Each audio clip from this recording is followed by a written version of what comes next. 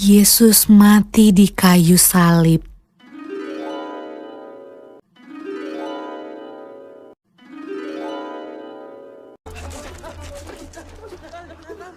Sesudah mereka menangkap Yesus, kemudian Yesus dibawa menghadap imam besar.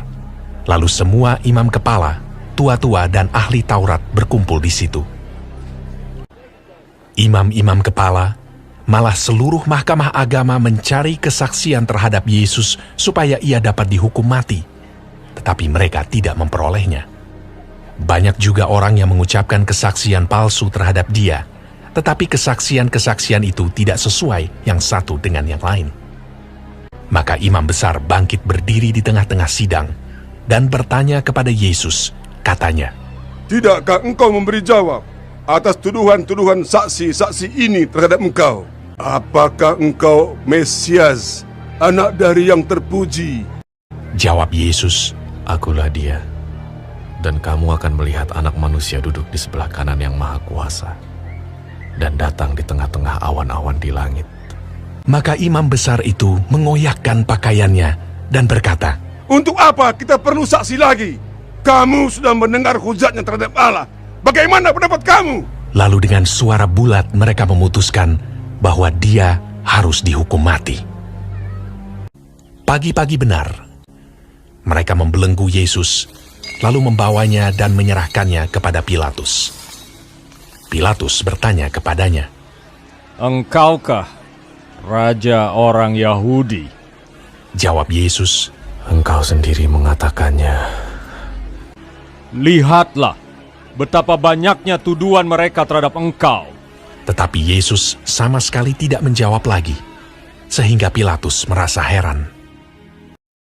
Pilatus menjawab mereka dan bertanya, "Apakah kamu menghendaki supaya ku bebaskan Raja orang Yahudi ini?" Maka mereka berteriak lagi, katanya, "Salibkanlah dia!" Lalu Pilatus berkata kepada mereka, "Tetapi kejahatan apakah yang telah dilakukannya?" Namun mereka makin keras berteriak. "Salibkanlah dia!" Dan pada waktu itu, adalah seorang yang bernama Barabas. Mereka telah melakukan pembunuhan dalam pemberontakan. Dan oleh karena Pilatus ingin memuaskan hati orang banyak itu, ia membebaskan Barabas bagi mereka. Tetapi Yesus disesahnya, lalu diserahkannya untuk disalibkan. Mereka mengenakan jubah ungu kepadanya, menganyam sebuah mahkota duri dan menaruhnya di atas kepalanya. Kemudian mereka mulai memberi hormat kepadanya. Katanya, "Salam, hai Raja orang Yahudi."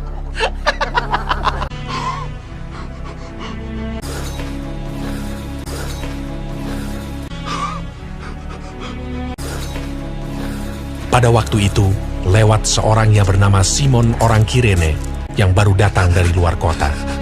Dan orang itu mereka paksa untuk memikul salib Yesus.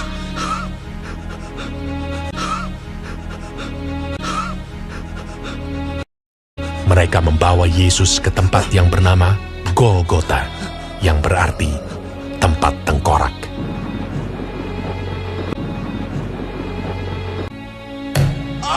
Kemudian mereka menyalibkan dia.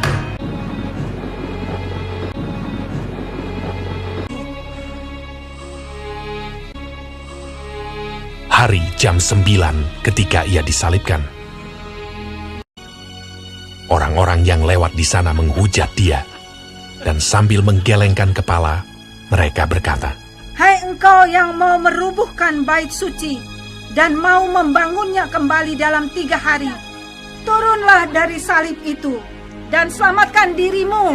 Demikian juga imam-imam kepala bersama-sama ahli Taurat mengolok-olokkan dia di antara mereka sendiri, dan mereka berkata, "Orang lain ia selamatkan, tetapi dirinya sendiri tidak dapat ia selamatkan." Bersama dengan dia disalibkan 2 orang penyamun, seorang di sebelah kanannya dan seorang di sebelah kirinya. "Bukankah engkau adalah Kristus? Selamatkanlah dirimu dan kami." Kita memang selayaknya dihukum, sebab kita menerima balasan yang setimpal dengan perbuatan kita. Tetapi orang ini tidak berbuat sesuatu yang salah. ingatlah akan aku apabila engkau datang sebagai Raja. Kata Yesus kepadanya, Aku berkata kepadamu, sesungguhnya hari ini juga engkau akan ada bersama-sama dengan aku di dalam Firdaus. Pada jam 12, kegelapan meliputi seluruh daerah itu. Dan pada jam 3, berserulah Yesus,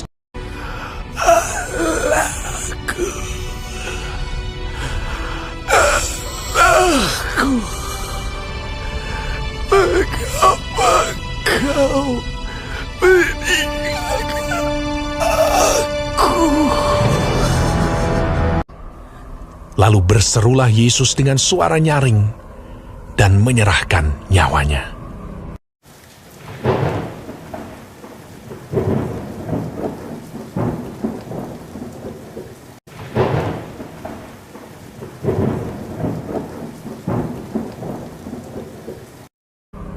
Ketika itu, tabir bait suci terbelah dua dari atas sampai ke bawah.